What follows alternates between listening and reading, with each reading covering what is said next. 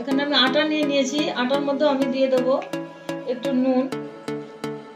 এবার আটাটাকে না আমি মেখে নিচ্ছি, ততক্ষণে আলুটা হয়ে যাবে।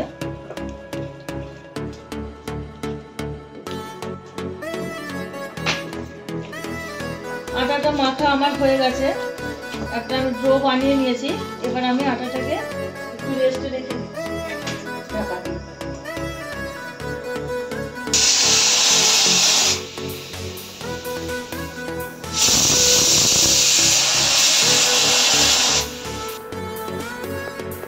এটা ঠান্ডা হয়ে গেছে কুকারটা, আমি এবার কুকারটা খুলে দিই।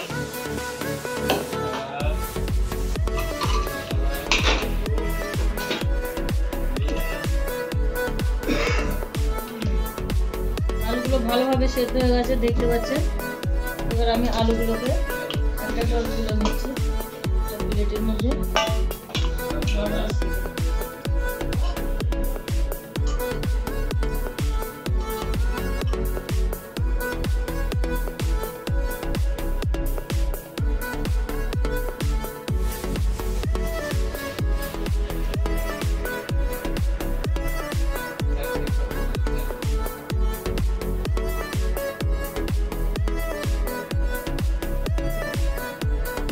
আলুগুলো আমার ছাড়ানো হয়ে গেছে দেখতে পাচ্ছেন। এবার আমি আলুগুলো এভাবে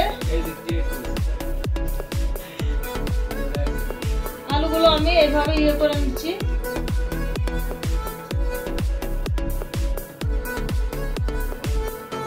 আলুগুলো একটু ঠান্ডা হওয়ার জন্য আমি অপেক্ষা করব 2 থেকে 3 মিনিট, তারপরে ঠান্ডা হয়ে যাবে।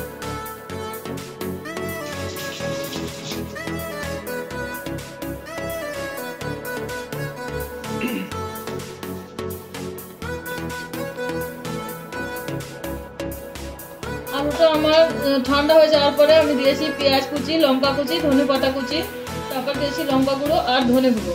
এবার আমি দিয়ে দেবো পরিমাণ মতো নুন।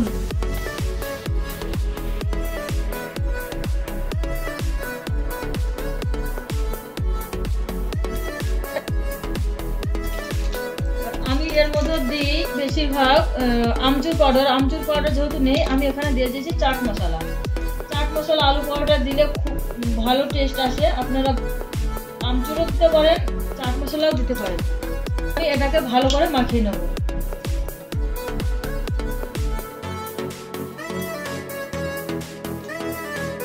আলুটা আমার সুন্দর করে মাখা হয়ে গেছে। এবার আমি চুলায় গ্যাসের উপরে তাওয়া বসে দিয়েছি। আমি এবার গ্যাসটা অন করে নিলাম। এটা গরম হওয়া অবধি একটু গলিয়ে নেবো, যেহেতু ঠান্ডা জমে গেছে শীতের সময়। তাওয়ার উপরে বসে দিলাম, এটা নিয়ে নিয়েছি। এবার আমি আটাটাকে এভাবে তালুর সাহায্যে এভাবে একটু গোল করে নিলাম। আটা লাগিয়ে এটাকে চেপে আমি একটু বেলে নিলাম। বেলে এবার পুরটা আমি ভেতরে দিয়ে দেবো। আপনারা যেমন পারেন সামনে এইভাবে আলুটা দিয়ে তারপরে এইভাবে মুখটা মুড়াবে। আপনারা যত পুর বলেন খেতে ততই স্বাদ হবে। তো এটা তারপরে শুকনো আটা এইভাবে ওপর দিয়ে এভাবে মিশিয়ে একটু দিয়ে দেবেন, নাহলে ছিটকে যেতে পারে। এবার হালকা হাতে এইভাবে আস্তে আস্তে পরোটাটাকে বেলে নিতে হবে। বন্ধুরা আমি কিভাবে বেলছি, আপনার ঠিক এইভাবে বেশি চাপ না দিয়ে হালকা হাতে বেলবেন, না হলে সাইড দিয়ে বেরিয়ে যাওয়ার সম্ভাবনা থাকতে পারে। আপনারা যে যার মতন ইচ্ছা কতটা বড় করবেন, আমরা একটু বড় বানাই, কিন্তু আমি এইভাবে ঠিক এই সাইজে বানাই। আপনারা এগুলো ছোট বড় করতে পারেন। তাওয়াটা আমার গরম হয়ে গেছে, ঘিটা করে গেছে। এবার আমি দিয়ে দিচ্ছি পরোটাটা তাওয়ার উপরে।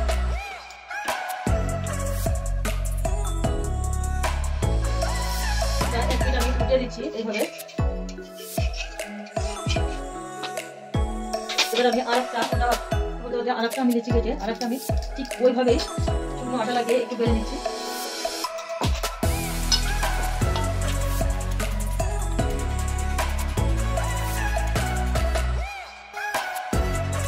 একটু হালকা হাতে চাপ দিয়ে একই রকম ভাবে আমি হালকা হাতে বেলছি। আবার আরেকটা আমি বেলে নিয়েছি। এইভাবে আমি প্রত্যেকটা পরোটা আমি এইভাবেই বেলে নিই। এবার আমি এটা উল্টিয়ে দিলাম। দেখুন বন্ধুরা কি পরিমাণে এটা সেকা হয়ে গেছে। তখন কাঁচা সাদা সাদা কাঁচার উপরে তেল দিলে তেলটা চুষে নেয়। এর জন্য আমি একটু ভালো করে সেকা হয়ে গেলে, ওপরটা সাদা হয়ে গেলে এবার আমি ঘিটা দিয়ে দিচ্ছি।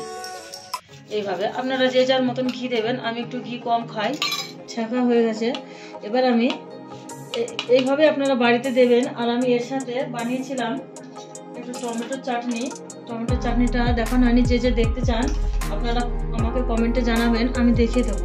টমেটোর চাটনি আর সাথে আমি ধনে পাতার চাটনিও রেখেছি, ওটাও আমি দেখিয়ে দেবো। চাটনি দিয়ে আমি বানিয়েছি। এবার আমি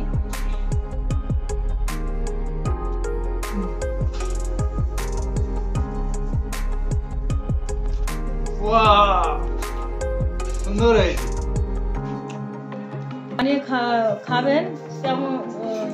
পরে আবার নতুন কোনো ভিডিও নিয়ে দেখা হচ্ছে পরের ভিডিওতে। ততক্ষণের জন্য আপনারা ভালো থাকুন, সুস্থ থাকুন।